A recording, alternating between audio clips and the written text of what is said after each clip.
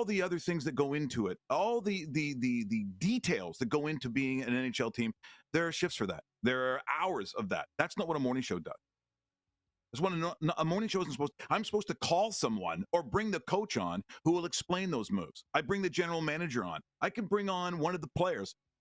This is what hosting a morning show does. I'm hard-pressed to think that going to work for a job that you hate, for a boss who sucks, for you getting yelled at every day and maybe not getting the money that's worth it to you. Maybe you have a hard day where you're outside every day. Hey, there's a lot of people in Western Canada that listen to that show that weren't just from Calgary. They were also from Saskatchewan. When these guys would be out working the fields and so on. They wanted to get some laughs in with a little bit of the sports. So what you want to do is be an entertaining guy, and hopefully you have the chops to actually do that. And then on the other side, you call someone who can explain all those things better than I can, better than any probably morning guy can, because there's a reason why they're a morning guy, because they were probably, for the most part, in broadcast and maybe not a great athlete. Look, my background is weird. It's different. I played at a very high level of sports, but I also started doing stand-up when I was in grade 12. Freak and weird. I was a goalie and a drummer. All the weird stuff that goes into this brain where I hear the voices. I'm sitting there looking at a football game. All of a sudden, I hear Peyton Manning going, what he should have done. What he should have done was you got to pull that back. You got to make them read into when you're going to play action pass. You don't just run with it, dummy. That's not RPO. This is what goes on in this head. This is what I have going on. Bob Cole, I get it. All kinds of stuff is going on there. I don't even think it's weird. Get ready for the Rod Pedersen Show.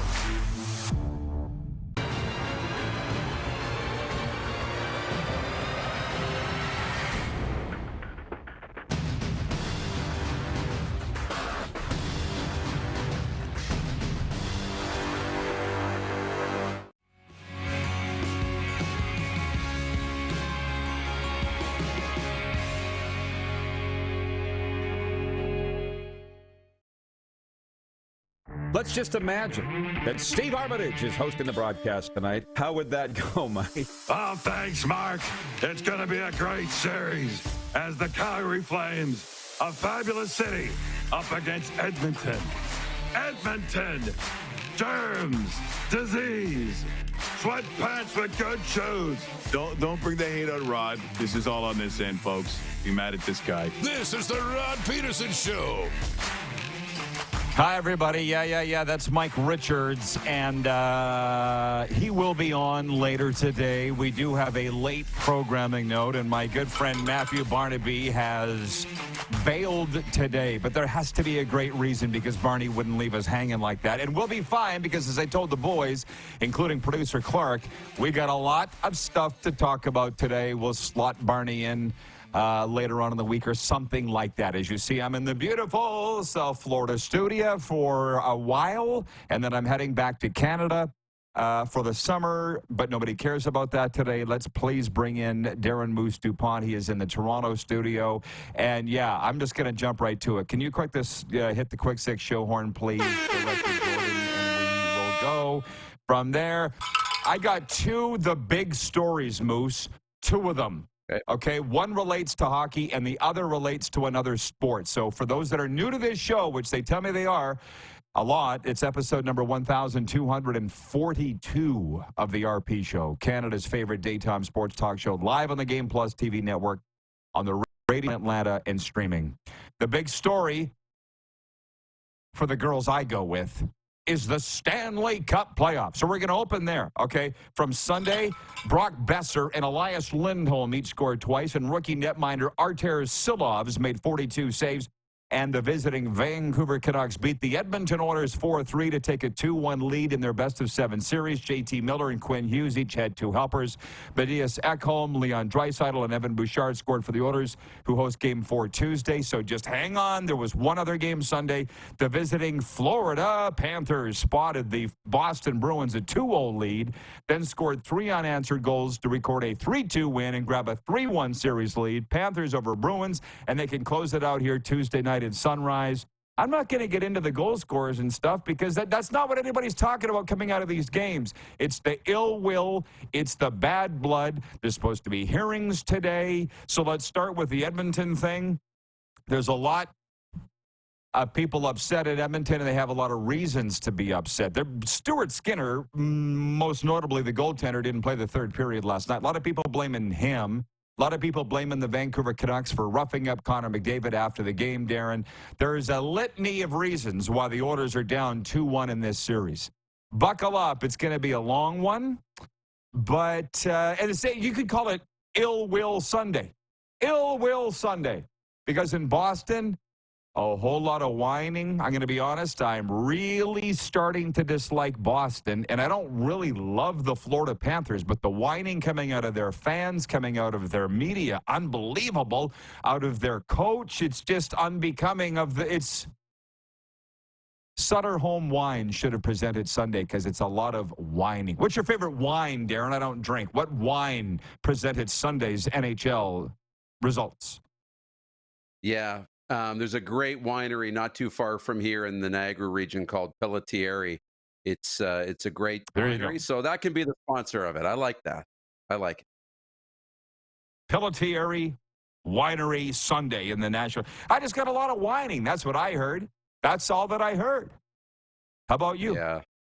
Yeah. And I stayed up and I this is one I tapped out before the end of that Oiler Canuck game. I have it on and I switched it in the bedroom. I'm like, I'm going to watch. And I ended up falling asleep in the third period. It's late. It's late out here. I get what I understand what you've been talking about for so long, with how late these games are. But, you look at that game and Vancouver goes down early, but they just battle. And that's the difference. They're really pushing back against the Oilers physically. They're pushing back on the score sheet. In goal, Shelov's was great. Again, he was pretty good, especially in that third period. 22 shots the Oilers put his way in that third period. And that's an indicative of the Oilers being a good hockey team. But the Canucks can really transition into a defensive game and then keep you to the outside and shut you down. They did that against Nashville for a lot of those games where they weren't getting shots, were worried about defense. But here's Vancouver. They're out-hitting the Oilers significantly. They're controlling the face-off circle by a significant margin in that game. Those are two big things. When you're winning key face-offs, it doesn't really matter when you're up in the hockey game how many shots you're getting. If you're winning those things, winning some key battles, and not backing down, you're in a good spot, and Vancouver is. Didn't really expect them to be up 2-1 in this series, especially with a third-string goalie. And that's the one thing I'll say to you, Edmonton, and we have a lot of viewers there. That's what our ratings tell us. You can complain all you want and throw dirt on your own goalie or bitch about Soucy's cross-check in Connor McDavid's face. That's not great, but you lost the game.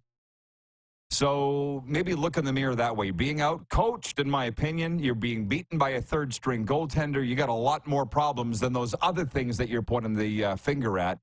And by the way, before I move on to the second really big story in sports coming out of the weekend, with my inbox, everybody knows that follows this storyline of this show for long enough. Serena and I have started our own podcast. It's called the Cats and Bolts Podcast, so I don't have to inundate you and the viewers with Florida Panthers and Tampa Bay Lightning talk. The problem here is the Panthers are going deep in another spring, so the two have intersected. So that's fine, but we tape that podcast once a week. I got up this morning, my phone blowing up with viewers of South Florida saying, when's the next podcast? You need a podcast before Tuesday. I'm like, guys, it's not.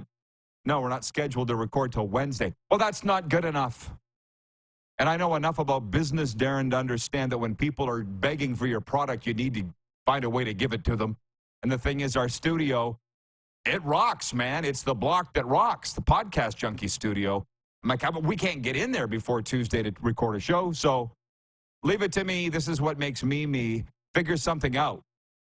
So we're going to do an Instagram Live, Serena and I, 6:30 p.m. Eastern, to talk about the Bruins whining, Sam Bennett being public enemy number one in Boston, and all the things that are got everybody all hot and lathered up about this series. But I will say this war that was going on back and forth between the media, Boston and Florida, Darren, we got 2 solid hours of you and me doing sports talk here, and Barney's bailed, so it's just you and me for hour 1. The guys from Florida Hockey Now, which is a periodical website here that covers the Panthers, and this guy, I think his name's Jimmy Murphy. Do you know that name, Clark? Jimmy Murphy in Boston? He's like masquerading as a Bruins reporter, but he hosts a podcast. He's not affiliated with a team, but his bio was so ambiguous, you'd think he was related, like working for the team. Do you know what I mean? But he's not. And he was threatening the Panthers before Game 4, saying stuff. I'm like, what is this guy doing? It reminded me of junior hockey wars of days gone by that I was that guy. I'm realizing now how bad it looked. And by name, John Keane and Ryan Schweitzer were right in there on the other side, like dirty shirts. And I'm like, this is the National Hockey League, and you guys are screaming. If you want to call somebody a homer, look in the mirror. I didn't think you could say these things in the National Hockey. Yeah, junior, yeah. It's supposed to be the National Hockey League, for the love of God. Anyways, Kevin the Medium writes in and just says this. Kevin the Medium is ticked off this morning. How the hell does McDavid not get anything for his two-handed slash? You? Just take your breakfast and go to your room. Don't come in here. You won the game. You cross-check the NHL MVP in the face. You're lucky he's not hurt. So you just zip it. That Darren is post-game trash talk, and I know how much you don't like that. So we're moving on to point two before we preamble or reamble or amble our way back to hockey. Point two is this. It's the big story number 2. Certainly, I would hope, across Western Canada, maybe large regions of Canada, is that it's day 2 of Canadian Football League training camps, but you wouldn't really know, based on media coverage of it. But Chad Kelly, the MVP of the league, Toronto Argonauts quarterback Jim Kelly's nephew, suspended last Tuesday for his role in a sexual harassment case involving the team and a former female coach. Suspended for half a season by the CFL Tuesday, but then he's on the field Thursday at training camp, and the Argos saying, hey, he's allowed to be out here. He's not allowed to play games, but he's allowed to be at practice. And to be honest, Pinball Clemens, I still haven't gone back and watched his news conference or media scrum yet, the general manager of the Argos, but he was fairly defiant. For everywhere I've read, the Pinball was defiant. I'm like, oh, he's digging his heels in. And the Players Association's backing the player now. I had a longtime CFL person tell me on the phone on Friday that this is the biggest witch hunt in league history, that he would be suspended this long, and there's a gray area what the policy is that he broke. And then Sunday, when training camps opened for real, Chad Kelly wasn't there, i.e. the league won. The CFL head office won. And I sit there and go, yeah, I've been around the sun a few times, but Pinball's like 6 years older than me, and he's infinitely smarter than me. Why would Pinball think he could take on the CFL and win? If I've read that right, you're sitting there in Toronto. Have I misread something here? He thought he could. I don't know, man. And that's not even the big story. My big story, the question to you and the viewers is, how much is this whole ugly story hurting the Canadian Football League from a public relations standpoint as they open training camps? And this is all anybody's talking about. How catastrophic and damaging is it to the CFL brand? I'd love to know. It's not great for the CFL brand, for sure. And I don't think I think, a lot of people would agree and wish there was a better news story than this. And right now, it's like the car's in the ditch and we're all grabbing the wheel, just trying to make sure we don't, launch off an approach or run into a fence. We're just trying to make sure we can, get into a safe spot here and just slow the car down and get out of it and then get back onto the road. Like everybody, this is the issue I have with it. And everybody's reacting instead of, taking action ahead of it. So, there wasn't really a lot of strong action from the Argonauts to say, he's coming out here and this is why, or he's not. It was all reacting. Well, it's okay from the league. So we're just, we're not really taking a stance on this. I'm the king of not taking a stance, Rod, sitting on the fence. But in that situation, in a position of leadership, you really can't, sit on the fence and react. You got to take action. Now, in terms of it's bad for the brand, but at the same time, having all this attention from a national and even international level on the league, is a good thing in terms of exposure to the league and getting people to talk. But it's, you wish it was a better news story for sure. I've long been the one saying bad publicity is better than none. But that's not 100% always the case. Ask Osama bin Laden, you know what I mean? It's not always great. And I think this would fall in the category of this is something we could do without. You know? And I'm not saying I'm right on all these things, but this is the Rod Pedersen Show, and this is what I say. And people, you talk about not taking a side. I haven't taken a side because I don't know Chad Kelly. I don't know the female coach. So it would be stupid of me to comment on something that I don't know enough about. What I do know is I love Pinball Clemens. He's not going to put his neck on the line. He's been around too long. And the people that are throwing stuff at him, I can't believe what they're saying. Some are some pretty noteworthy media people, or at least they think they're noteworthy. And they're throwing Pinball under the bus. So, well, I guess I thought people had long memories, but maybe not. Carlos in Indianapolis writes in, he says, it's going to be the big story until mid-August when his suspension ends. I'm already sick of it. Kevin the Medium says, Canucks in 5, Rod. He did predict Canucks in 5 going into the series. I can't deny that. Now, back onto the hockey road, because it is Canada after all. Our poll question today. Coaching carousel the coaching carousel is spinning, not just in the markets that are looking for coaches, because the assistant coaches change teams like crazy. But Toronto is without a head coach as we sit here today. So the poll question is, who should the Toronto Maple Leafs hire as head coach? If you believe Darren Dreger, and why wouldn't we? He's from Saskatchewan after all, TSN's #1 NHL insider. He says it sounds like he's saying it's between Craig Berube and Todd McClellan to coach the Leafs. So that's our poll question, and interestingly enough, I may have these backwards, but on YouTube, the vote, I believe, favored Todd McClellan, the pride of Millville, Saskatchewan. And on Twitter, they're favoring Craig Berube, the pride of a town in Alberta I've never heard of. Calahoo, Alberta? Is that what it was, Clark? Calahoo? Yeah, thank you. Others winning on YouTube. Others winning. You know how old I am? I remember Craig Berube playing with the Medicine Hat Tigers and Dean Chanel. Oh, boy, were those great teams. But I digress. Who should the Leafs hire, Moose? Craig Berube is a great choice. I'd probably lean Craig Berube. When people say other, I wonder who's in that mix. But again, I'm surprised at how little we're hearing about Gerard. Gallant. I haven't dug in enough to Gallant to know what his situation is. But when people say other, I worry that they're just dreaming. They're dreaming that John Cooper is going to become available. They're dreaming that Rod Brindamore's contract talks with the Carolina Hurricanes are going to break down. But the realistic approach is Craig Berube, and if you don't close, you might not get him. And if you hold out hoping that John Cooper or Rod Brindamore are going to fall into your lap and you don't get those guys, then you're going to be really upset. So I think Berube is a great pick.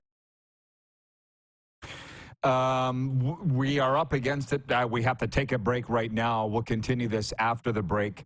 B. Henderson in Winnipeg writes in and he says, NHL player safety is such a joke. If you're not McDavid, anything goes. Why no discipline to Sam Bennett? Oh, the Florida Panthers are having their way with the Boston Bruins. Physically, they're up 3-1 in the series, and I get it. Bennett is now public enemy #1 in Boston. Panthers are laughing all the way almost to round 3, but if you didn't think we were in it before, we are now in the Stanley Cup playoffs. WNBA to Toronto. It's a big topic when we return, plus more on this. NHL games tonight, the Blue Jays, the junior hockey wrap. It's all on the table here in the warm-up. We'll be right back on Game Plus Television, WQEE Radio, Apple Podcasts, Spotify, and YouTube Live.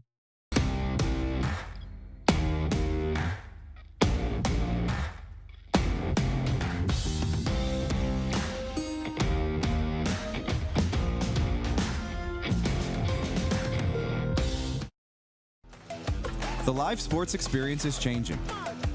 teams and facilities are under pressure to provide online and in-venue entertainment. IKS Live has the right team to deliver. We provide service across North America and produce the best fan experience, in the seats or streaming to you.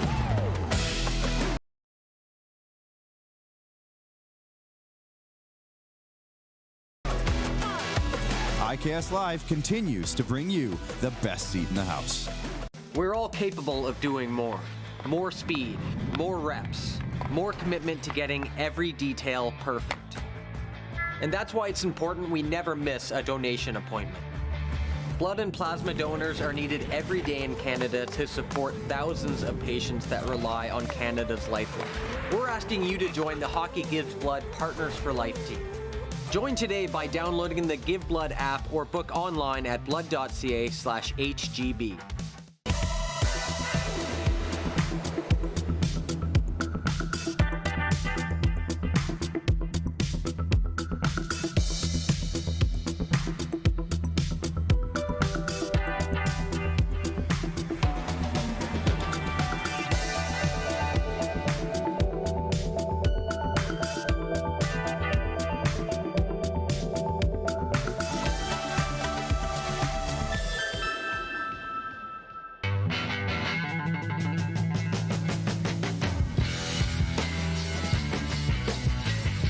Did you know that you can help save a life? And you can start right now. Stem cells from male donors increase chances of positive outcomes for patients, yet they only make up 40% of our registry. Today, there are hundreds of people in Canada searching for their life-saving match. You can be a patient's best hope. Be a hero by registering with Canadian Blood Services Stem Cell Registry now. Does this look familiar? Your fans deserve an incredible arena experience. It's time for an upgrade. Stunning graphics. Revenue opportunities are just the beginning with our in-venue display systems and scoring technology. Let us help you find the best solution for your facility. EDG, always delivering the best fan experience.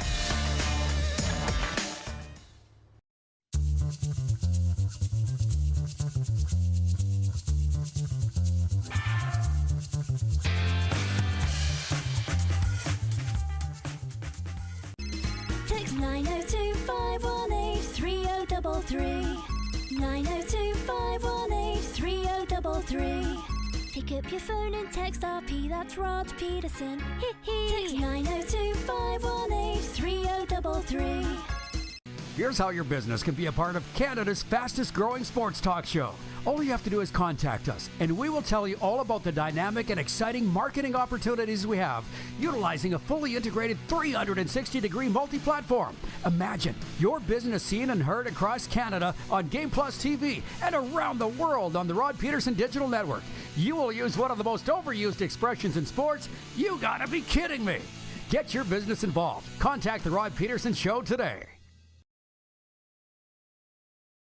Hey, honey, can you get one of the kids to show me how this Twitter thing works? Honey, I need to get on Instagram. Time for more of the Rod Pedersen Show. Just warming up on a Monday. We're halfway through the warm-up, everybody, in the Quick Six Show topics. Just a reminder to reward your love for movies by signing up for Landmark Extras for free today. Maybe your team's not in the Stanley Cup playoffs across Canada. Maybe there's nothing going on in your town, and movies is the best entertainment option. Been there. Get more of what you love. Free movies, concession items, invites to cool events. All you got to do is go to landmarkcinemas.com, peruse the 3 programs, choose the one that suits your life better, and sign up for free and join us at the movies. Come on in, Moose. That was me on Saturday. Nothing else to do. Went to a movie. And it was the movie Challenger. Have you seen the previews for this? I don't know any of the stars of it. You have, well, it'd be right down your alley because you're a big tennis guy. 2 lifelong tennis buddies. They meet when they're 12. They're roommates. They go through a tennis academy. They fall for the same girl later on as a teen. And throughout their adult lives, it's woven in. She pinballs back and forth between the two. It's not as trashy as you'd think. An interesting love story. Challenger. In a Landmark cinema near you. There you go. There's your pretty good. And There's your review. It bugged me that I forgot what movie I went to last, and it wasn't that long ago. It was the last time I was back in Sask. I went with my sister, and we saw Civil War, which actually was really good. A little intense at times, but we saw Civil War, and it was good. Who is the girl in the movie? She's the big star. Kirsten Dunst. I've been reading the preview. Yeah, Kirsten Dunst. Cool. The texts are coming in as planned. I will just say this, point 4 of the quick 6 show topics. Alek Manoah had his best start of the season, allowing 3 runs, all unearned, over 7 innings, but his Toronto Blue Jays fell to the visiting Minnesota Twins 5-1 Sunday. Manoah gave up 4 hits and a walk, but struck out 6. It was Manoah's second start after he began the year on the injured list with shoulder soreness. The Twins won 2 of 3 in the set. Jays were at Baltimore tonight. You were at the game? Am I right in saying that? Give me your Blue Jays report. Yeah, watch the game on Sunday. Mom's in town. It was awesome for the Mother's Day weekend. We went to the ball game. It was her first ball game she'd ever been to, MLB game. Wow. Loved it. We had a great time. And actually, she was a little upset because she said, the game's going too fast, way too fast. And it's true because it was 3 up, 3 down, 3 up, 3 down, 3 up, 3 down the whole game. Alek Manoah pitched really well. Didn't allow an earned run in the ball game. He was pretty good, but in the 7th inning, the bats just weren't going for the Jays. They didn't get the bats going, and Minnesota did in the end. Good atmosphere, but just struggled to get the offense going, and that was a little disappointing. Nice to see your mom was out there. That's awesome. And with a Mother's Day thing, my mom passed away in 2019, I believe. So Mother's Day is a little difficult, but I will say this about her. Here's my story about my mom. As a young child, hockey-playing boy in Canada, like we all were, I used to say to Mom, who do you cheer for, Mom? Who's your favorite NHL team? Do you like hockey, Mom? What do you like about hockey, Mom? And she was like, I never really enjoyed it at all till I married your dad. And then I had 3 boys. I didn't really have a choice. So if you can't beat them, join them. I'll cheer for the Oilers. Go Waters, go. That's my mom's hockey story. She wasn't the biggest hockey fan, but she didn't have a choice in our house. So she cheered along, cheered us boys, and cheered for the Edmonton Oilers. But she was more of a baseball gal. She would have loved to have gone to a Blue Jays game on Mother's Day. That was her thing. She started the baseball program, baseball, softball in our town. So there you go, Judy Pedersen. We love you, miss you every day. On the hockey thing, this is what we do here. Is take viewer comments. James Junquist, watching from Calgary, writes in regarding the Oilers. And he's a Canucks fan, by the way. I think you are, right, James? But he goes, RP, of all the things Oilers fans can point fingers at for their loss, I'm surprised they keep overlooking Silvos grabbing a stick in the crease. Well, I've seen those complaints, too. They're complaining about literally everything. Listen, we're talking about Canada and specifically Western Canada. They know hockey. So they're pointing out every single thing they can as to why they're down 2-1 in this series. You can't fool them. They just don't want to really look at their own game as much as possible. I still can't remember what this. You're getting beat by a third-string goaltender. And I still maintain being out-coached by Rick Tocchet. Let's talk about that. But this thing about Carson Soucy having a hearing today for the cross-check in the face of McDavid, it was ugly, but let's really get right down to it. I was saying to Serena on the weekend, we've taken until halfway through round 2 for the Gary Bettman edict of call everything to be thrown out the window. And it's not just chintzy little hooks in the neutral zone. It's everything. Anything goes now. That's where we're at. So I see that Craig Button is complaining, or not complaining, Butts is saying that Soucy should be suspended. That's all subjective stuff. Do you know what I mean? Who knows? They're going to, every single time this comes up, people think they can predict. And they never can, right? You can't, because not everybody's unbiased. They're going to spin the wheel of justice, and they'll decide whether it's a fine, which apparently Nikita Zadorov was already fined for cross-checking McDavid from behind. That came out this morning. But to sit and talk about this missed, that missed, the officiating in the National Hockey League, I'm sorry to say, is flawed. And I would go so far as to say officiating in general, in all sports, is flawed. And chalk that up to the fact that human beings are running it and human beings are flawed. I'm sorry. Nobody's perfect. I'm sorry. So I don't like talking about the officiating, but I understand everybody else does. So I'm willing to have the conversation. Just don't really expect me to participate. Fair? Yeah. Yeah. You talk about, the coaching, and I look at it now, and I want to say it's leadership. That's a big driver, and not saying that Edmonton doesn't have strong leadership. They do. That's very clear. But it's leadership in Vancouver that's really been so impressive for me, and it's coaching and Rick Tocchet. If you want to say out coaching Edmonton, but it's the leadership on the ice too. It's a combination, and the biggest tell for me that they've got strong leadership and coaching is that when you watch the game, you never feel like the Canucks are out. Series. Edmonton goes up early like they did last night, 1-0. Boom, you're like, oh, LA's in trouble, because the only way for the Kings to win that series is to get up and hold on, right? Or win a really tight game. But Vancouver's never out of the game, even in game 1, where they had the great comeback down 4-1. You never felt like they were out of the game. And to me, that speaks of strong coaching and strong leadership. Vancouver's very good. To be honest, I haven't watched them this much at all year. I'm on one coast, they're on the other, Obviously a fan of Rick Tocchet. He's the only guy to get the Arizona Coyotes into the playoffs since 2010 and got fired for it there. But I did watch portions of the game last night, and in my mind, the Oilers, all sports, life is about confidence, really, and the Oilers aren't playing confident, in my opinion. For whatever the reason, they don't look like themselves. They certainly don't look like the regular season Oilers. Now, that can change before Game 4 Tuesday night, but they better figure it out. Again, you're getting beaten by a third-string goalie. There's no excuse for you being down in the series. So if you want to complain about their goalie grabbing a stick in the crease, it should be called? Yeah, but it's not. So stop bitching, play through it. That's what the winning teams do.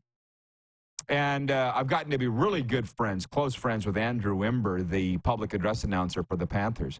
He's a must follow on Twitter, by the way, at Imber Voice. And he said this last night after all the whining the Bruins are doing. He goes, I've been on the other side of this. I think we all know the feeling of when the other teams pull on the dirty crap and we're losing. Really, it blows, man. Where the Panthers are now, they're doing the bullying and they're winning, and it feels good. And you get the calls. I don't know why. I can't explain it. Right? But that's the shoe. So stop bitching and go play through it. That's all that it is. Or lose.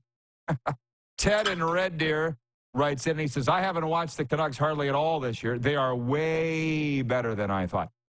×2, bro. ×2. Yeah. ×3 as Darren nods his head. You clearly agree. Allie in Texarkana says, happy Monday, RP and squad. Don't forget about DD. He's included in the squad. You will hear this later. I'll be reading this in the sports update. It's from the Wire service. It says, the resilient Dallas Stars visit Colorado tonight. They are resilient. That just tells you how good Dallas is, too. Right? That when things don't go their way in a game, they don't bend, or they bend, but they don't break. Stars are still the best on this on the West, in my opinion. Deal or no deal?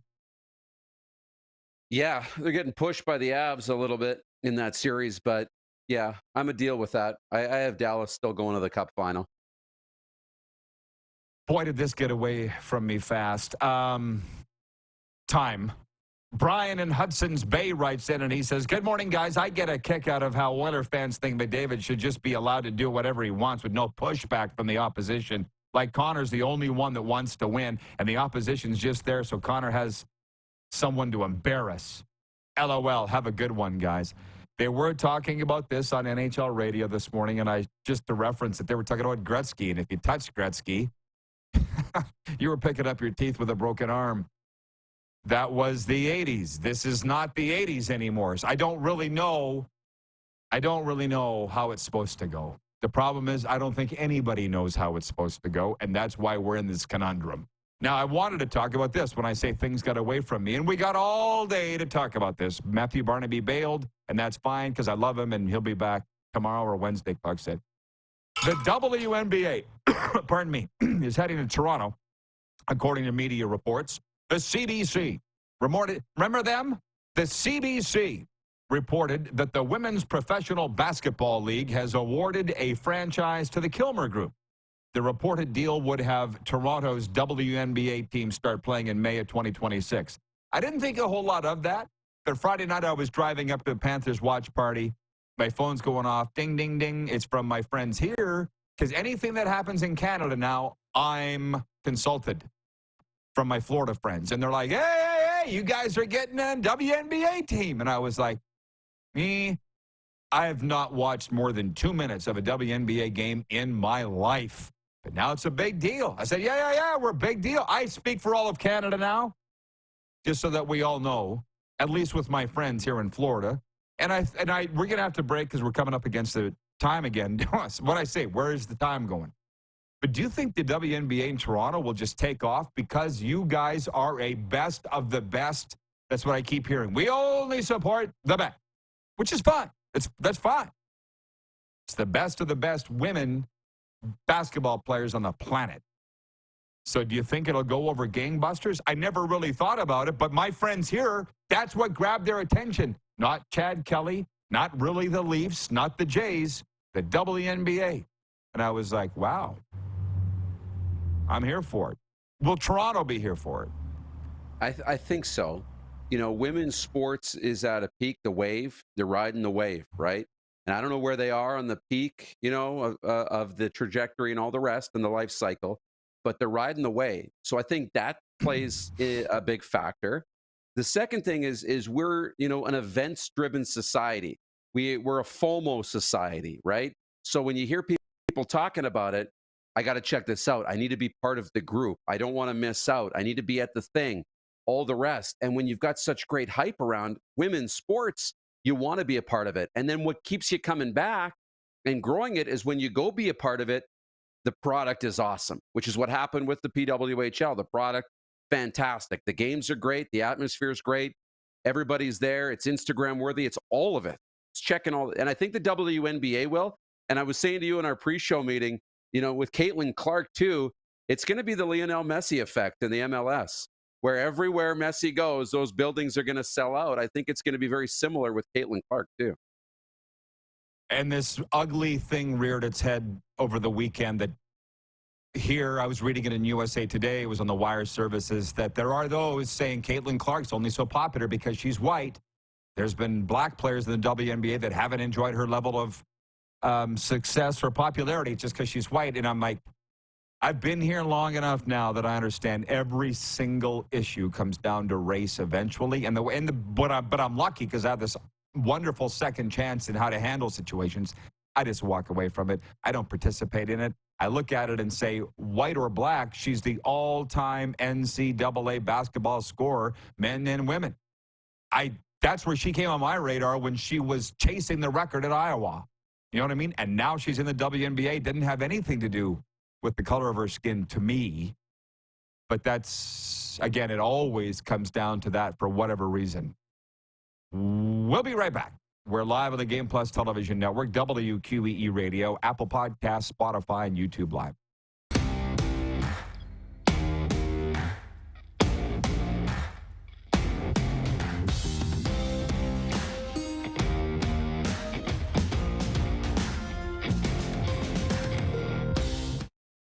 IKS Game Day wishes to congratulate the city of Estevan and Affinity Place on their brand new center ice display.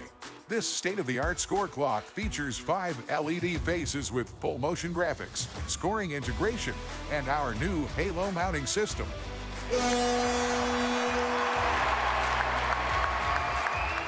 If it's time for an upgrade, let us show you how to deliver the best fan experience. You can find us at IKSGameDay.com. The race for the Cantera Seat Cup continues on Flow Hockey TV.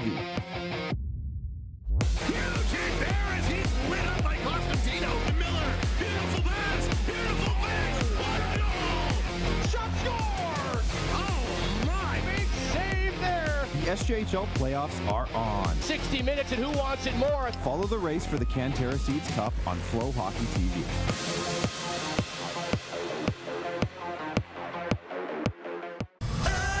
Foreigner, live in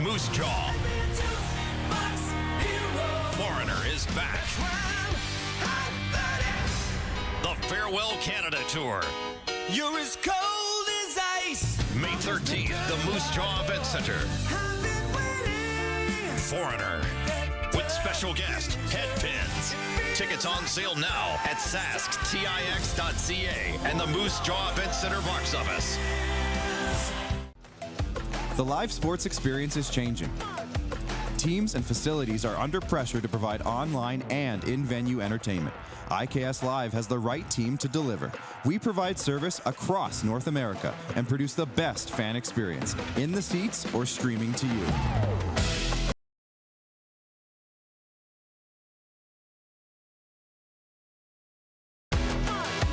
IKS Live continues to bring you the best seat in the house. Does this look familiar? Your fans deserve an incredible arena experience. It's time for an upgrade. Stunning graphics. Revenue opportunities are just the beginning with our in-venue display systems and scoring technology. Let us help you find the best solution for your facility. EDG, always delivering the best fan experience. We're all capable of doing more. More speed, more reps, more commitment to getting every detail perfect. And that's why it's important we never miss a donation appointment. Blood and plasma donors are needed every day in Canada to support thousands of patients that rely on Canada's lifeline. We're asking you to join the Hockey Gives Blood Partners for Life team. Join today by downloading the Give Blood app or book online at blood.ca/HGB. Here's how your business can be a part of Canada's fastest growing sports talk show.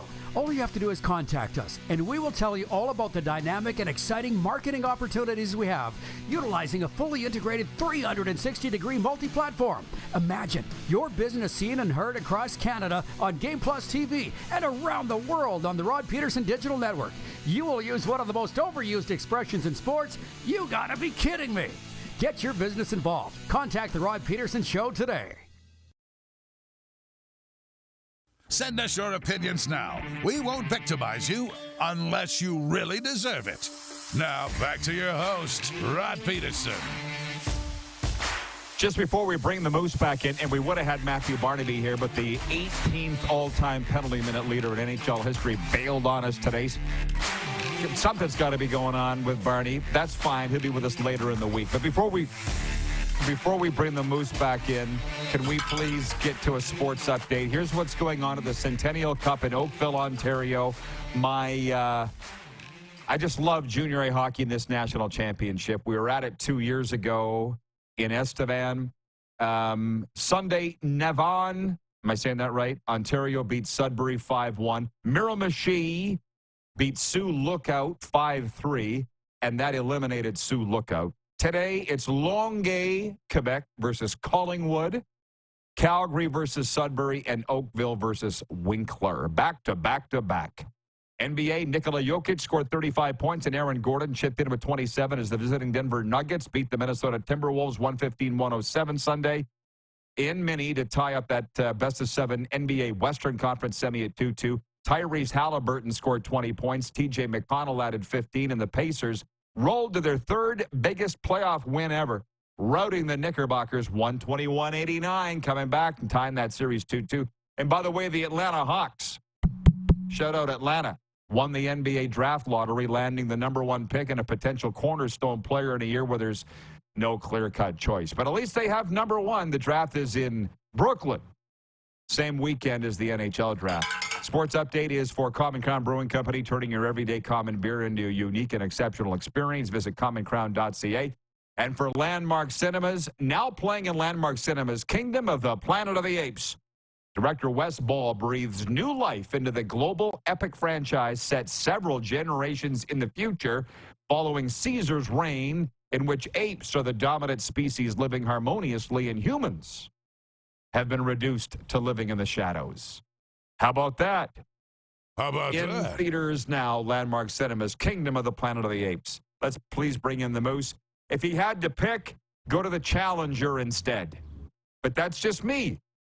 I've never been the biggest Planet of the Apes fan. You know what I'm saying? But what we do around here is we say, you do you. I You haven't got got into the Planet of the Apes either. No, I haven't. I just never gotten into it. And I think about the movie and I'm like, before I can go to the new one, right? So we'll see. So I appreciate my guy, Chris from the Bronx, writing in, and he says, great show today. And I said, hey, I'm just trying to entertain you all. And it seems to be working with this entire team that we have assembled here of the RP show. We're having a good day, and I hope everybody else is. Just regarding the WNBA in Toronto, and this is a social experiment that I don't feel like getting into today, but Patrolman Pete says, good for the WNBA. If they can convince people in Toronto who wouldn't cross the street to watch a U Sports women's basketball game to ante up for season tickets, then more power to them. See, that's the rub. But again, Patrolman Pete's sitting there in Winnipeg. I don't understand the Toronto, we're USA North mentality, but I think that's why they will eat it up, because it's the American push and Caitlin Clark. Am I right? I think there's a big part of that. I think there's something to that for sure. I think it just feels like as it's growing and Caitlin Clark effect and all the rest, it's very mainstream. It's becoming more mainstream. It really wasn't. It was more of an indie thing. It was more of a specialty league. It's becoming more mainstream, and that's, I think, what's going to make it acceptable for people to go, and I think people are excited about it. I'm excited about it. That's what am I going to say? I mean, that's the, again, social experiment, and I'll get back to the Stanley Cup playoffs here in a second, but the only thing that really anybody's talking about with the Canadian Football League and training camps right now is the Chad Kelly situation in Toronto, and it's newsworthy. It's a hot potato. But other than that, what the hell? And when I see, when there's sports on TV, I'll watch it because it's on. I'll watch just about anything if you shove it in front of me. And the CFL is on every game, national television every week. And it, for whatever reason, doesn't seem to be growing. And I don't know why that is, but I also know it's not my job to figure that out anymore. Jeff in Yorkton writes in regarding what everybody does want to talk about, and that's our number one big story, Oilers and Canucks. Should have known an all-Canadian Stanley Cup playoff series would get people all in a lather. Jeff in Yorkton says, as an Oilers fan, I think it's Vancouver in 6. Every time they play a rookie goalie, they get goalied. Skinner wasn't terrible, but he had no luck compared to Silov grabbing Derek Ryan's stick in the net. Well, they're really clinging to that, aren't they? They're clinging to the Vancouver goalie grabbing Derek Ryan's stick in the crease. Comes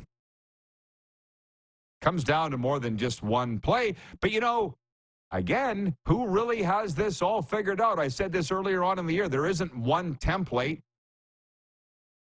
So Stuart Skinner's not good enough. Connor Hellebuck's probably going to win the Vezina as the best goalie in the National Hockey League. And what did that do for you? I'm rambling a bit, but Darren, I think about when I said everybody needs to give 100%. Everybody needs to be playing at 100%. Everybody needs to give 100% in the Stanley Cup playoffs to move on and win. And Kevin the Medium's son, Jake, wrote in, Canucks fan, and I don't think he got it. He's like, we're down to our third string goalie, and we're still winning. That's not what I'm saying. So the third string goalie needs to give 100% and play 100% because injuries happen. These things happen. Everybody needs to be redlining at 100%. And as I said again, you haven't won anything yet. So Hellebuck wasn't anywhere near 100%. I don't know how this is going to play out. Everything. When I say everything needs to be 100%, your discipline needs to be 100%. Connor McDavid, what are you doing two-handing somebody? Even though it was a mild little slash, probably led to you getting cross-checked from behind and cross-checked in the face. Skate away. I know it's hard in these situations, Darren, but it's the teams that do that will win in advance. Deal or no deal. You can't engage. You just can't. And, that's been kind of a big reason why, certain teams are where they are, right? And that comes from your leadership and all the rest. But it's also even the most composed will lose it at some point and make a mistake or let the aggression come out. But, it's easier to blame somebody else, right? than to take the responsibility. It's easier to blame holding Derek Ryan's stick than it is to say we lost the game. For the Canucks in game 3 or game 2, sorry, it's easier. Everybody blamed Ian Cole.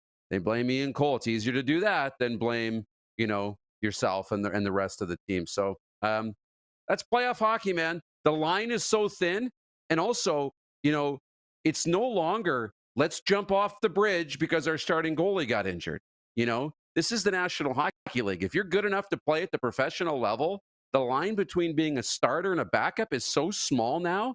And I point to the Vancouver Canucks, who got some good goaltending from Casey DeSmith, and now they're getting it from their third string goaltender. The classic example is the Vegas Golden Knights, who went through bing, bing, bing, bing, bing, all the way down to try and win a Stanley Cup, and they did.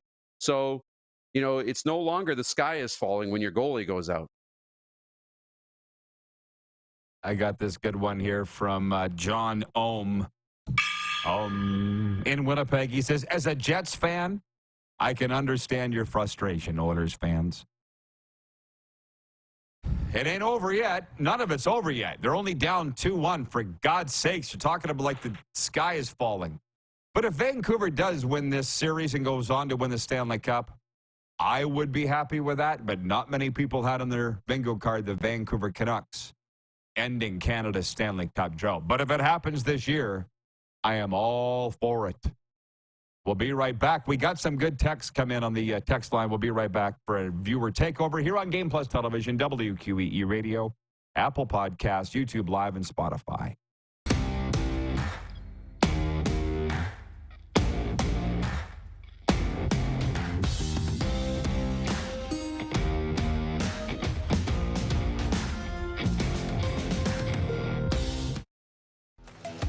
The live sports experience is changing.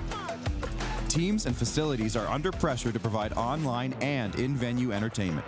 IKS Live has the right team to deliver.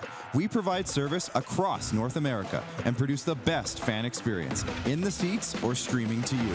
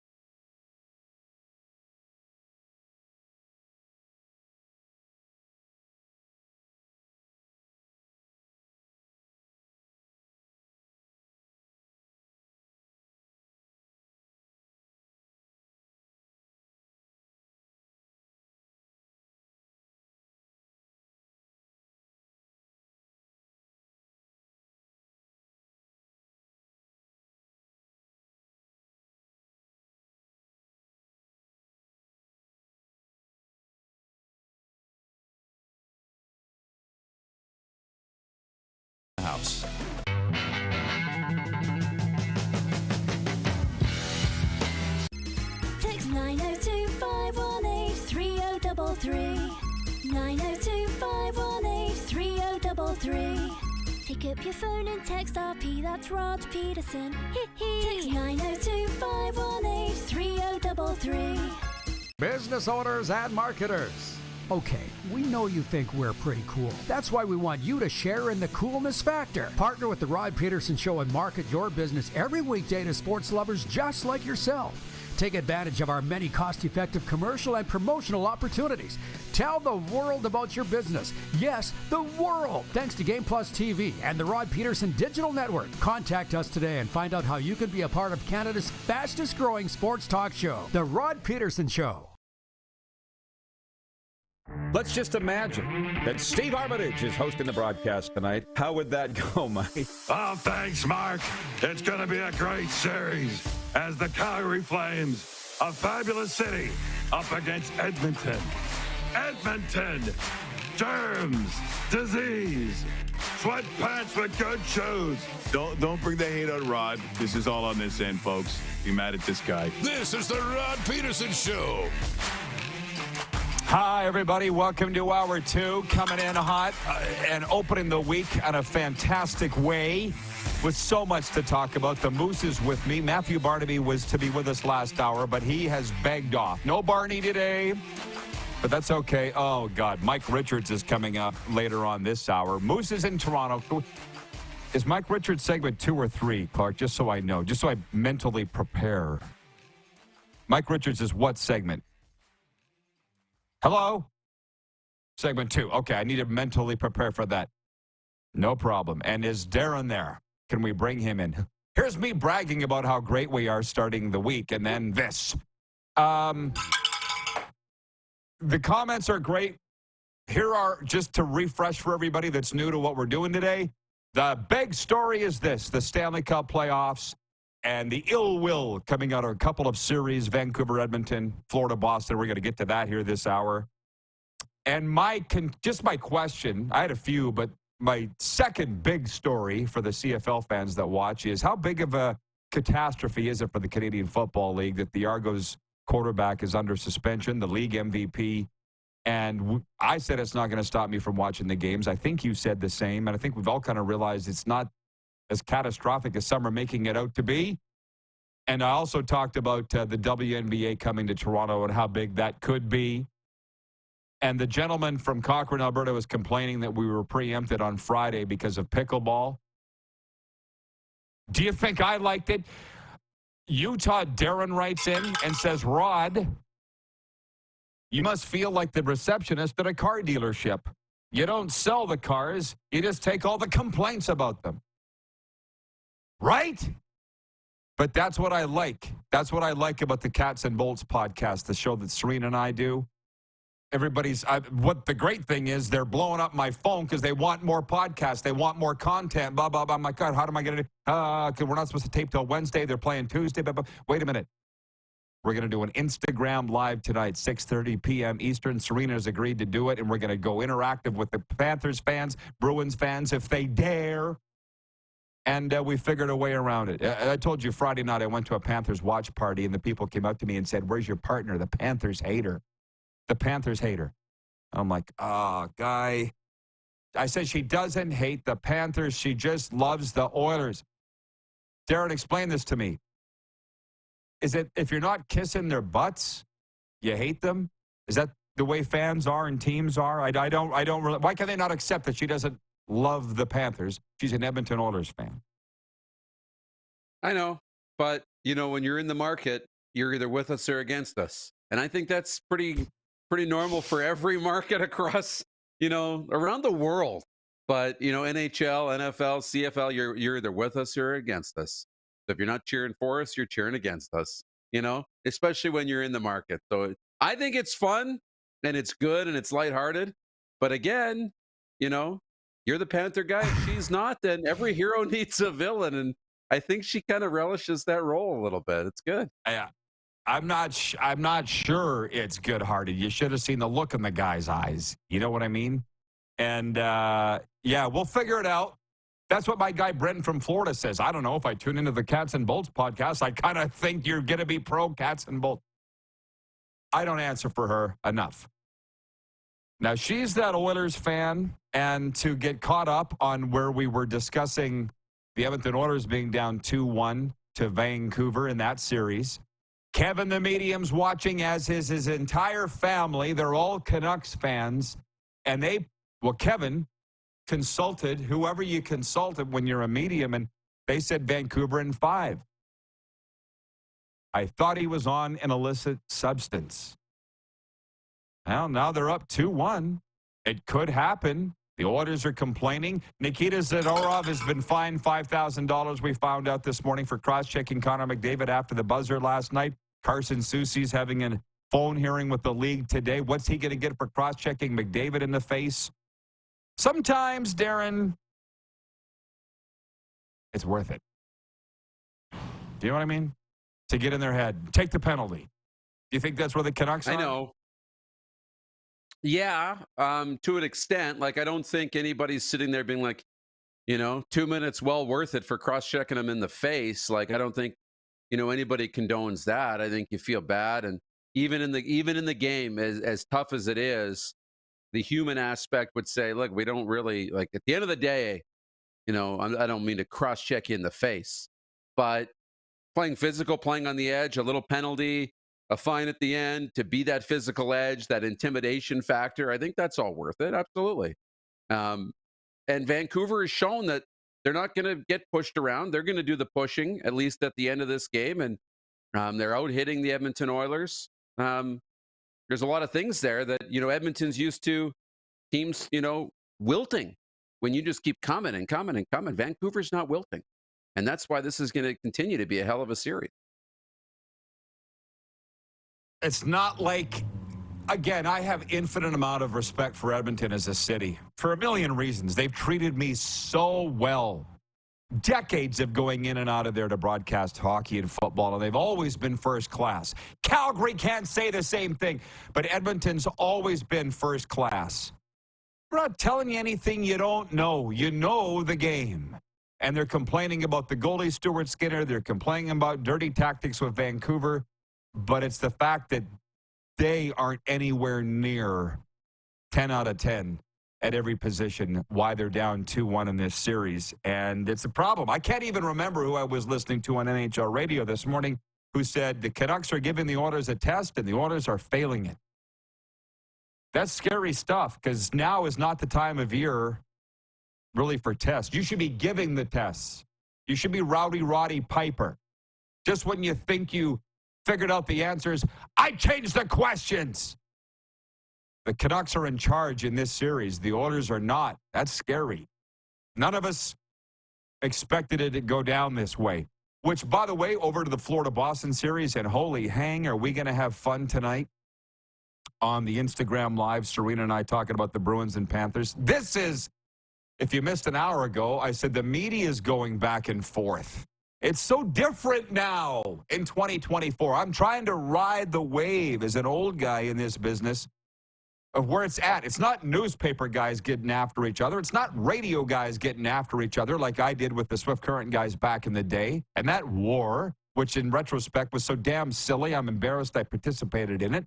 But it was bloggers and podcasters that are having a war on Sunday. And I'm following it back and forth like a friggin' tennis match. And I'm like, this is immature too, but it's so entertaining. And I'm glad it's not me. This is Boston, Florida. And like David Portnoy, if people don't know who he is, they should, right, Darren? The founder of Barstool Sports, the founder. Dude, right. I could sit here and talk about, and he's the guy that spawned Spittin' Chicklets and the Pat McAfee show and all of that. But he's a Boston guy, and he's always stayed a Boston guy. Do you follow David Portnoy on Twitter, by the way? Do you? I do. Yeah, I do. I'll admit it. Yeah. Did you see his tweet about Matthew Tkachuk? Do you see that? I didn't see that one. Okay. I didn't. Okay. Well, so I'll tell you what it is. So Tkachuk bullies David Pastrnak in Game 2, punches him when he's down, as Bruce Boudreau would say. So there was this big threat in Boston that Tkachuk's going to get it coming in. And David Portnoy, who I didn't meet at Super Bowl, but I was at an event with him and about 30 feet away. Does that count? So he did the gif of, here's Tkachuk coming into TD Garden tonight. You know that gif of the guy so nervous he's shaking? That's good. Yeah. And I'm like, it's just funny. You know, and then in the end, they didn't do anything to him. So viewer Jeremy writes in, he says, did Sam Bennett out-rat the rat? Sam Bennett comes in and knocks him out of the series. Brad Marchand. He knocked Matthew Knies out of the playoffs last year.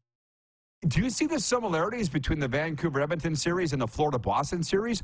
One team's driving the bus, and the other is riding the bus. It's a 3-1 series lead for Florida. If Edmonton wins Tuesday, it's 2-2. We're not talking about really any of this. I guess my point is it's gotten really nasty. And I said this to Serena on the weekend. It's taken until midway through round 2 for the Stanley Cup playoffs that we know and love to show up. And Gary Bettman's edict of calling everything is out the window. What do you think about that? Yeah. It's somewhat similar, but they're doing it in different ways, which is funny. Like now, with Florida really owning the physical game, pushing around Boston, all the rest, Vancouver's doing that to Edmonton, out hitting them and that. Talked about the faceoffs, but Edmonton's doing what Edmonton does too: control the puck, pile up the shots, get the chances, dictate the offensive play like that. That's what Florida's also doing, though. Florida is, wildly outshooting the Boston Bruins, outchancing the Boston Bruins, outplaying the Boston Bruins. Whereas Edmonton can, fans can say, well, we're outplaying Vancouver. Well, yeah, possession-wise, shot-wise, all the rest. But Vancouver's designed to go back into a defensive shell and sit back and not push offensively. They're designed to do that. So it's as much about Edmonton dictating the play as it is Vancouver accepting that that's also how they want to play the game and be very smart defensively and not allow Edmonton into the middle of the ice. But there are a lot of similarities for sure between the two series. It's 1:11 Eastern. I'm just pointing it out there. Manifest a positive ending to your current situation. What do you got to lose? How about that? Brian in Hudson Bay writes in, the Moose capital, and he says, in Oilers fans' minds, it's Connor's league. The rest of the teams and players should just be happy to participate in it. I think that's kind of what's knocked them back on their fanny is, again, this has not gone according to plan. And that's why it's early in the series. They've only played 3 games. I don't know why everything's become so clear to me in terms of these sayings and cliches over the years. I never really knew what they meant. And now I know what they all meant. That phrase, everybody's got a plan until they get punched in the mouth, right? You go into something thinking you know how it's going to go. What do you do when, whack, you get your lights punched out? I didn't plan on that. How are you going to respond? That's what happened to the Panthers in game 1 of round 2. They got spanked, embarrassed here, 5-1 by Boston. They haven't lost since. They've had largely complete control of this series since, even though Boston went up 2-0 last night. They were never out of control of the game. And, by the way, special teams help. But we're on Canadian television. We're very popular in Western Canada, so I'm going to stick with that series.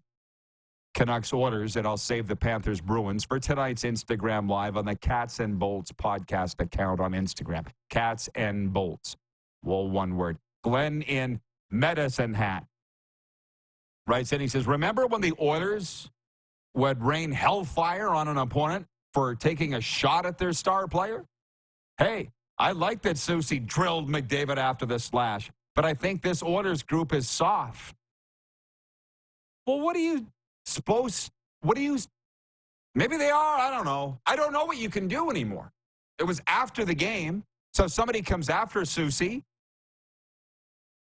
Do you see what I'm saying? Where the NHL disciplinary department, overall justice system is flawed because Matthew Tkachuk came off the bench. The video is very clear. to fight Pasternak in Game 2, and nothing was done about that. So what if somebody grabbed Susie, and to use a term my New Zealand friends say, and took the piss out of him after the game? Can you do that? I don't know what you can do. I wouldn't advise it. Yeah, I wouldn't advise it either. I think at some point, league's going to step in and hand out some supplemental discipline, because supplemental discipline is for situations where it's not handled properly in the game and it needs more than what you can deliver in the game. Things that happen at the end of the game, yeah, supplemental discipline, because there's no way to discipline them within the hockey game. So comes out of this in phone hearing, as you said, and if there's a game, hand it out to Carson Soucy. By the way, Jeremy says that's playoffs. One team's driving the bus, one team's riding the bus.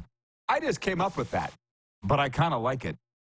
Allie in Texarkana says, do people actually think that the TNT analysts don't have their favorite teams? I almost said something last night on online social media. I'm glad I didn't.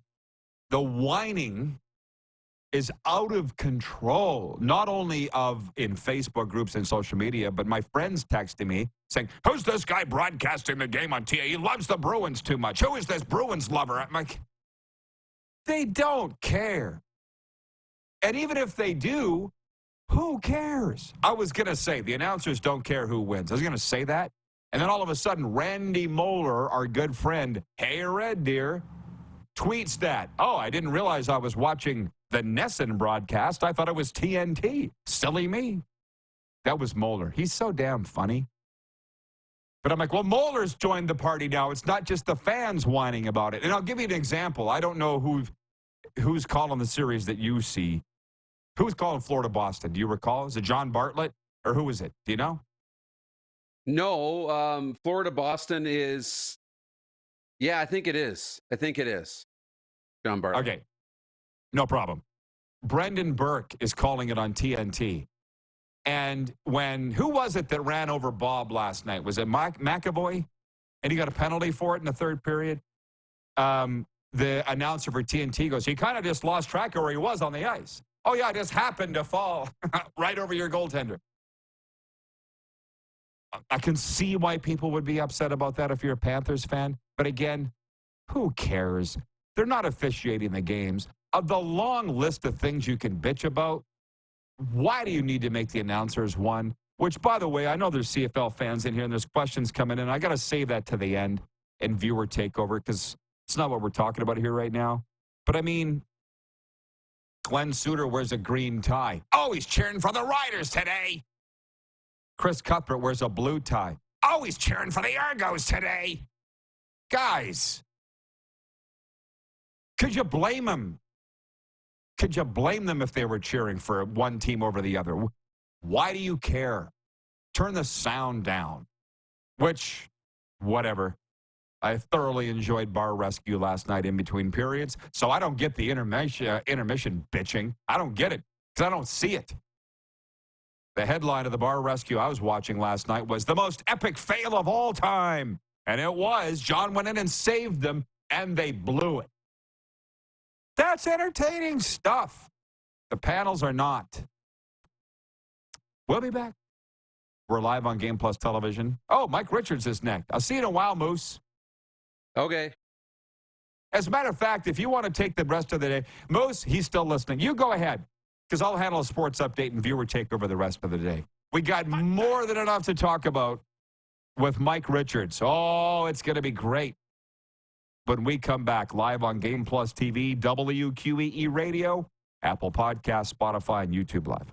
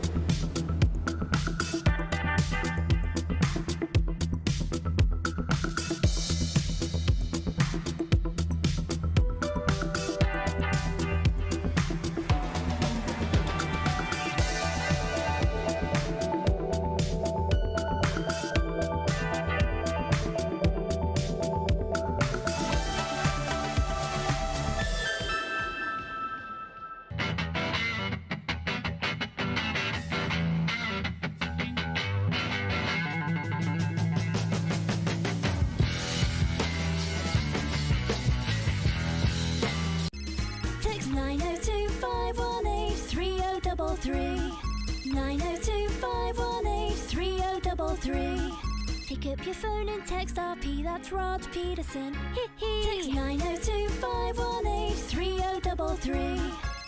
We're all capable of doing more. More speed, more reps, more commitment to getting every detail perfect.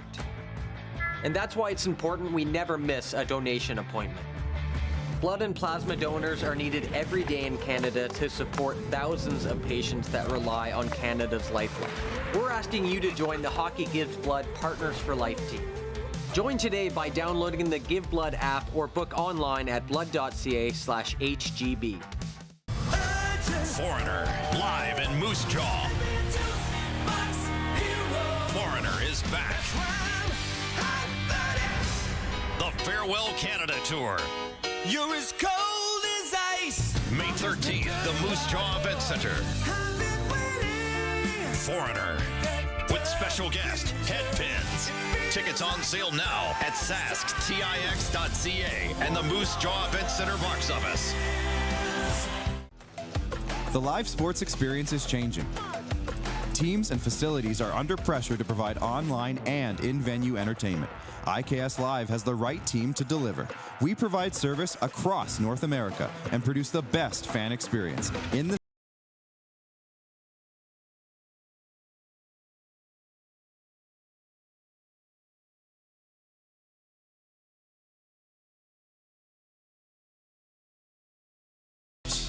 Nestled in the scenic Qu'Appelle Valley, just 20 minutes northwest of Regina, is one of the finest golf courses in all of Saskatchewan, the Deer Valley Golf Club. The clubhouse has a full-service restaurant, and customers can enjoy a casual dining experience with spectacular views of the golf course and valley. A fully stocked golf shop, staffed by PGA of Canada professionals, is equipped to meet all of your golf apparel and equipment needs. Book your tee time, family event, or corporate tournament today at the Deer Valley Golf Club. Call 306-731-1445. Here's how your business can be a part of Canada's fastest growing sports talk show. All you have to do is contact us, and we will tell you all about the dynamic and exciting marketing opportunities we have, utilizing a fully integrated 360-degree multi-platform. Imagine your business seen and heard across Canada on Game Plus TV and around the world on the Rod Pedersen Digital Network. You will use one of the most overused expressions in sports. You gotta be kidding me. Get your business involved. Contact the Rod Pedersen Show today. Send us your opinions now. We won't victimize you unless you really deserve it. Now, back to your host, Rod Pedersen. Daytime Sports Talk, it is the best. And breaking news today, Vancouver defenseman Nikita Zadorov has been fined $5,000 by the NHL, and Canucks blue liner Carson Soucy will have a hearing with the league for cross-checks on Edmonton superstar Connor McDavid. It stems from an incident after the final buzzer sounded, Vancouver's 4-3 Game 3 win over the Oilers Sunday night in Edmonton.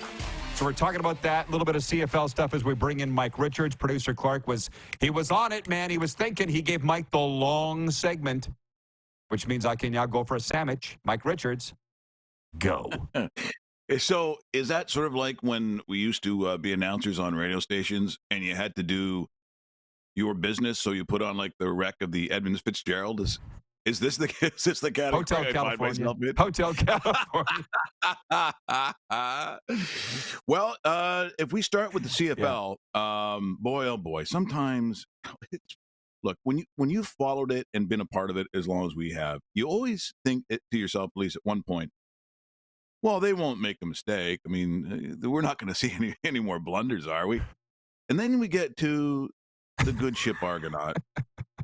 And I'm like, guys, all you have to do is think about, as you go through history, you look at how people react in terms of what society finds acceptable or societal norms. So you figure that will dictate how you make your decisions. In this particular time that we find ourselves, the thought of any sort of domestic abuse, if there's anything that even smells of, bullying, if you want to put it in a very simplistic way, but we simply, as a society, have no tolerance for it. And I understand it, which is why you have rules in all the professional sports leagues on what is acceptable, what is not, and almost 100% of it is not. And it's really in the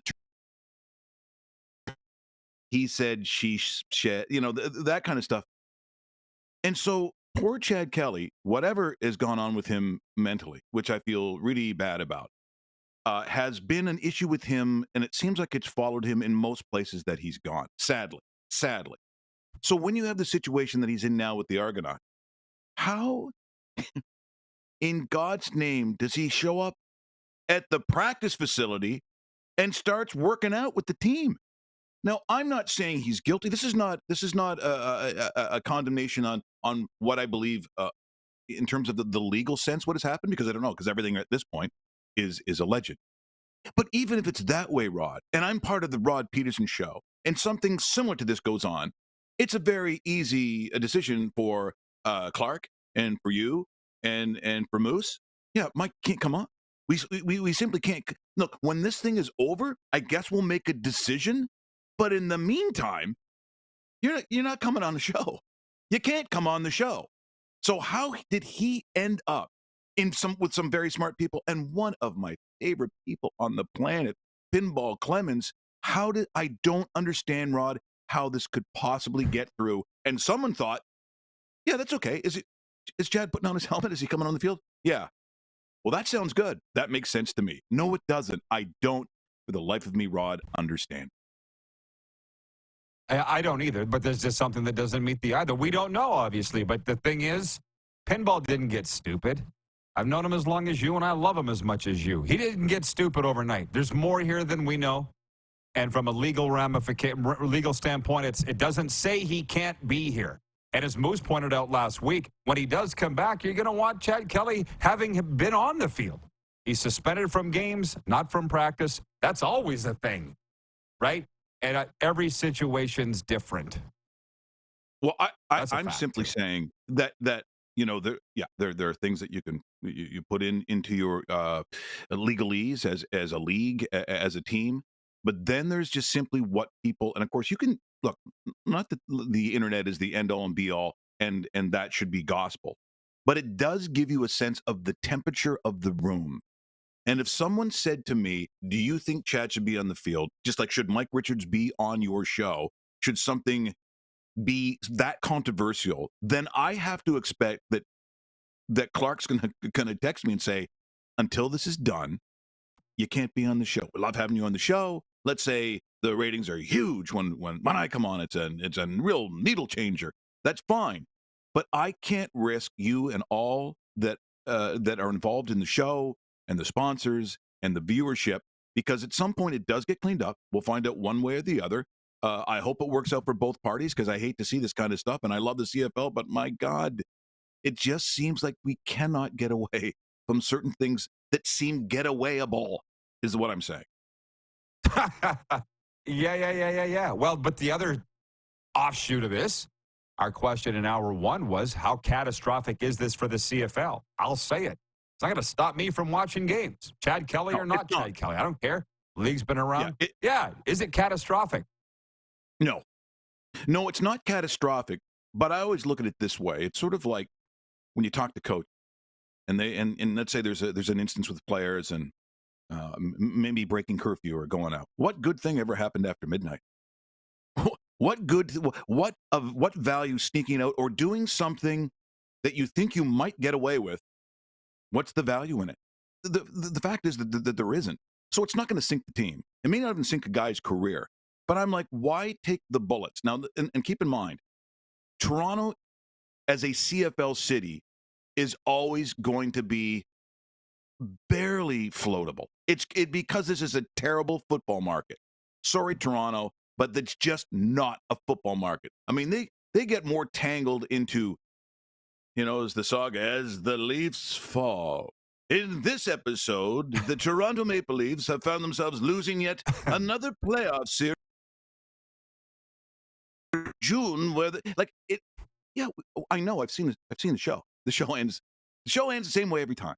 I mean, what time? I mean, if you went to sequels of movie, and the movie ended up, they said, yeah, but the ending's the same every time. Like, why would I go and see another episode of the sequel for this movie? Because they're all the same. And guess what? It will continue to be because you do. Look, unless the next coach is Gandalf, I'm pretty sure they're not winning. Were you a Victor or Jack guy? No, are you talking about? Are you seriously asking me that question? I'm the only person in the history of this world who had Victor Newman is a regular guest on our show and has been for almost 25 years. He's been on the show. Eric Braden has been on the show. What's Victor think of the Leafs? What's Victor think of the Leafs? Let me tell you something right now. If you could stop talking for 1 second, I will get to you in a moment. But if you look at this goddamn disaster, I'll tell you something. The reason the Leafs are failing is because of Jack Abbott. You got that? And you got to understand me. You need a coach who understands how to win. And clearly they do not. And until they do that, Victor Newman is not going to buy that damn team. You got that? I'm Victor Newman. How about that? Approved. Right off the cuff. I love it. It's good. Oh, I feel like there's a story there that I want to dig into, but not right now. They're talking about hey, it took 3 games into round 2 for all hang to break loose with NHL officiating. It's longer than I thought it would. Well, it's funny. We were talking about the other day in the backyard about the NHL in general and about its entertainment value. And, they're almost a victim of kind of how good the league is. I think that the NHL is probably the most competitive league in the world. Now, before everyone gets upset and starts burning hey, you don't watch enough. I watch every league, and I appreciate every league. But I have an idea most nights on who I believe is going to win. I can't say that about the NHL. And I'm going to be honest. From the best team to the worst team, if they don't give it on that night, the best team in the world will lose to technically the worst team. But the differential now between all those teams is so small. So then when you get to the officiating, I think there's more pressure simply because of the way we see officiating with replays, we're talking minuscule, just like such small line. In the 70s, unless literally you snap your stick in 2 and take it and stab it in the heart like the guy is Vlad the I'm pretty sure you could shoot a guy, and that might only be 2 minutes. Now, I just find that because of how we see officiating in its most minuscule ways, that I think it's almost like it's doomed to failure. I don't. How are you going to officiate this game that moves at 100 miles an hour? These guys literally make no mistakes, and they don't look as hardwired as they are. We both know that if you compare it to the 70s, the 80s, maybe even parts of the 90s, that those guys had some attitude and some meanness to them. Quite frankly, they're a much more disciplined group of athletes, right? They don't make many mistakes. So when I see people getting upset about officiating, I'm like, yeah, of course. Like I always expect in this particular game that it's going to fail at some point. I think they're just destined to fail only because of the nature of this game. I think it's the fastest game in the world. It's not my favorite sport. Like it's not because of the fact that I'm watching guys dump and chase for 3 hours. There's a burn factor for me now. Yeah. But football is your favorite, right? Football is your favorite, right? Football and basketball are my 2 favorites. Yeah. Okay. Yeah. So but it's not even about, because they got 37 cameras with super slow-mo and HD. So if you miss something, at least you got 89 ways to look at it. Like, for instance, Sam Bennett giving Brad Marchand the business. How do you miss that? How do you miss that? I don't know. I don't know, because you do see it in other sports too. The NFL takes, as soon as you see the challenge flag come out and they go, I'm like, oh my God. Now here comes another 15 minutes we're not getting back. Ruins the flow of the game. Same thing happens in the NBA where it looks like clearly something happened, and then they come back and is it a flagrant one? Is it to me, as I said, the sportsmanship and understanding of how sport was played because of technology, it has changed to me the essence of what sport was, which is you and I both agree that there's Stan and he's the official. Sometimes he's game anyway. Well, that's impossible now. You can't play that way because it's not played that way. Yeah. Well, yeah, but what are we going to do? I don't want to sit here, the two of us, and it ain't like it used to be. We kind of got to get with it. Like, I was watching the 1972 Grey Cup in Hamilton. Perhaps you were there. First touchdown of the game for Hamilton was out of bounds. I'm watching it 40 years later going, hey. That was the I do golden that. age, man. I do that all the time. And of course, no, I was not there during, but that's when I started going to football games as a kid to Iverwin Stadium. And of course, you're talking 71, 72. I mean, this is Angela Mosca. This is, Garney Henley. This is the era of, and Chuck Ely, who was my first, hero in sport. Chuck Ely, I got a chance to meet him as an adult, but I still acted like I was 8 years old. I couldn't contain myself. And look, if we're getting onto that track about the CFL, and again, I'm looking forward to this thing. I all year, just like a lot of CFL fans, you sit there, you wait and wait, and I'm still excited every time it comes around. It's still the thing for me in my family that we cannot wait to see it. I hope to get to some stadiums that I haven't been to before. I've not been to the new Winnipeg Stadium. Awesome. It looks fantastic. I have not been obviously to the new building in Saskatchewan. I haven't been to Regina to see it. Pretty good. But this is going to be the summer that I really want to get out. And if I can go coast to coast and hit all the stadiums, I'm going to do it. Well, dude, I'm going to be back for the summer, and boy, we could do a great show together. This is what I found out over the weekend. New Orleans hotels for Super Bowl are like minimum. A flea bag is $1,100 a night. A flea bag. Others are like $10,000. So I looked up renting an RV. This is like next February. CruiseAmerica.com. $160 a night. Yahoo. It's like 12 hours from here. Not a big deal. Yeah. Not sure if you want to join, but I'm going to get the extra long one. It'll sleep 7. And as of now, it's just me. So if you want to come down to Super Bowl, Mike, and then maybe, we can do a CFL tour. I haven't figured that out yet. But it's very reasonable to do. Rent an RV. Here's a New Orleans CFL story. And, of course, done in typical disgusting Mike Richards elements. It's not for everybody. So when I go to New Orleans, it's either get me at the end of like 3 days, get me to a morgue or a hospital or on a plane. But I can't do more than 3 days because it's a burn of evil disgustingness for 3 days. There's no sleeping. I get into terrible situations. I should have been dead many times over. And here's one of them. After visiting a certain club in the wee hours of the morning, because they stay open forever. And so I'm in the back and I'm thinking I'm all tidy, nice and neat. This is back in the days where going to the gym. I'm going to like tanning salons. Like it's just full chachi, looking good, sleazeball, douchebag, complete douchebag day. And so I go out there and I've got my little Filofax, the little man purse. So I'm walking to this one place, and where do I go? The back alleys. Well, who wouldn't at like 3 or 4 o'clock in the morning? That seems like a good thing to do.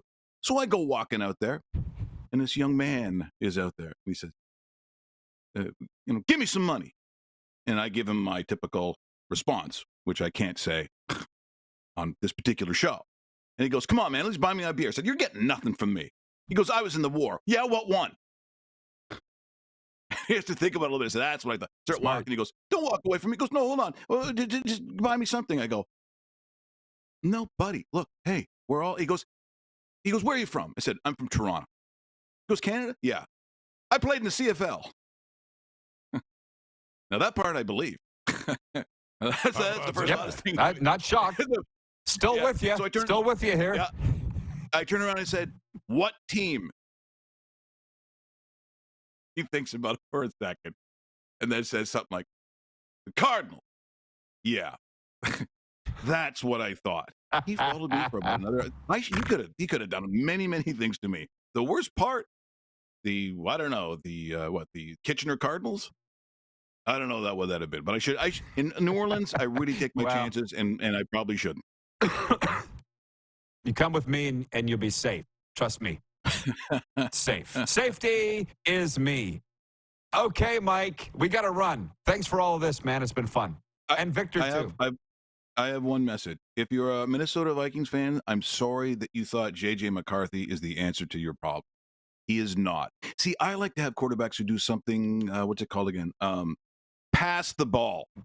So good luck with all that. I feel sorry for my Vikings fans, but this is, mark me, not going to work. It will not work. I guess the natty's not enough for you. Bye, Mike. We got to go. We're live on Game Thanks, Plus fellas. Television, WQEE Radio, Apple Podcasts, YouTube Live, and Spotify.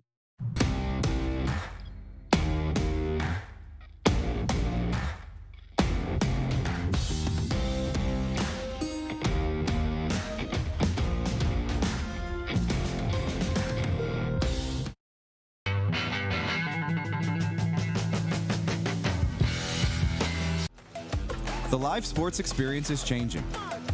Teams and facilities are under pressure to provide online and in-venue entertainment. IKS Live has the right team to deliver. We provide service across North America and produce the best fan experience, in the seats or streaming to you.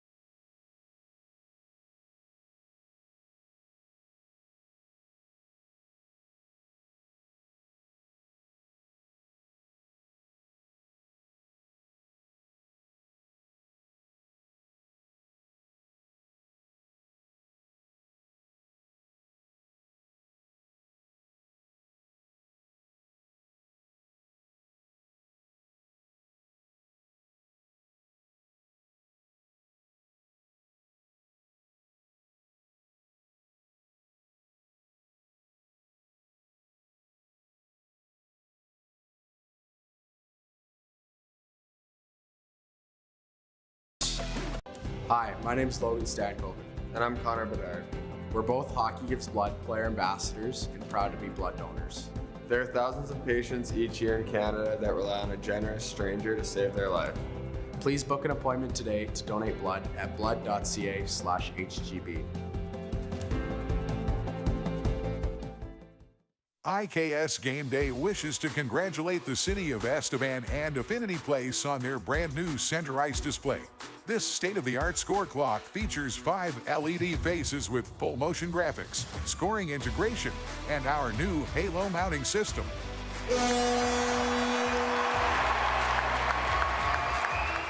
If it's time for an upgrade, let us show you how to deliver the best fan experience. You can find us at iksgameday.com.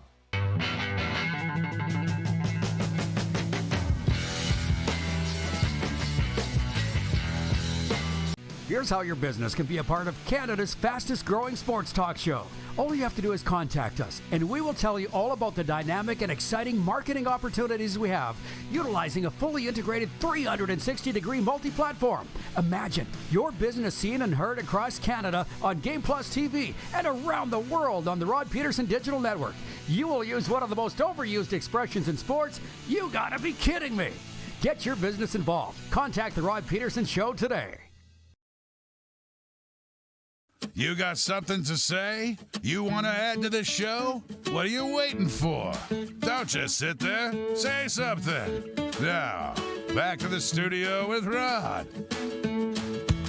It's a quickie here, overtime for our friends at Overtime Hockey Lanes. That's their gray hat with a purple and gold logo over my shoulder. Give them a look-see at overtimehl.ca. That's their website. Check out their summer kids camps. You're looking for something to do with the kids and keep them out of your hair, Overtime Hockey Lanes is the place to go. I don't understand why you wouldn't have checked them out yet. It's a great place to drop them off for the day. Then you don't got to worry about them. Let Randy and Michelle worry about the ankle biters. It's not just for kids. It has a licensed bar and restaurant, too. Overtime Hockey Lanes in Calgary, 28th Street Northeast. Well, our time in Alberta was very fruitful, for sure. Todd in Red Deer, Alberta, writes in on the Sober Carpenter text line 902-518-3033, and he says, awesome show today, RP. Lots of great chat.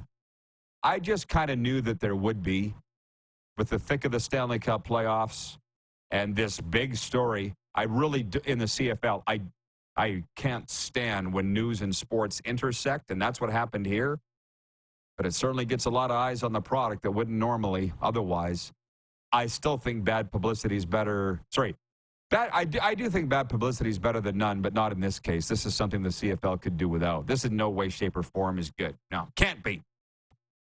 There's also more to it than we know. There has to be. I know a few more things that have been reported. I don't understand why they haven't been reported, which, by the way, I don't get to make those decisions. Never was able to, and sure as hell didn't, not now, don't want to. Why some things get reported and others don't. And then here's another one. I'll get to your comment in Calgary, Ron, but be completely devil's advocate here. Sioux Lookout has been eliminated from the Centennial Cup. How come the UND Fighting Sioux have to change their name, yet this town, Sioux Lookout, doesn't have to change its name? I don't understand. It's the same word. It's offensive here, but not here. I don't understand how some get a pass and some don't. I'm not complaining. I just don't understand it. Ron in Calgary writes in and he says, karma for Marchand. Well, karma's a thing. And they do say 2024 is the year of karma. That's what they say. If you dig into things, you may agree or disagree. They say 2024 is the year of karma. John Ohm in Winnipeg. Ohm says, just when you think this show can't get any better, boom, we have today. Great discussions, great guests. Keep up the great work, RP. Insert approved soundtrack here. It was a good one. Leave it up to me. I'll come up with the topics. Patrolman Pete, great interview with Mike Richards. He's a pro's pro. I could listen to him talk all day. Broadcasters should be broadcasting, right? Why they put writers on the air as broadcasters, I'll never quite figure that out. Stanley Cup playoffs tonight. Hurricanes at Rangers. New York up 3-1. Dallas at Colorado. Stars up 2-1. Blue Jays at Baltimore. At the Centennial Cup, yeah, we're following it. Longueuil versus Collingwood. Calgary versus Sudbury. Oakville versus Winkler. The Melfort Mustangs 2-0 at the Centennial Cup. In the NBA, which we read their scores, don't talk about a ton. Boston at Cleveland and OKC at Dallas. The Celtics and Mavs are up 2-1. Where's my pen? Guess I'll be throwing my glasses. Don't forget our IG Live tonight, Cats and Bolts, 6:30 Eastern. See you tomorrow. Who has more fun than us?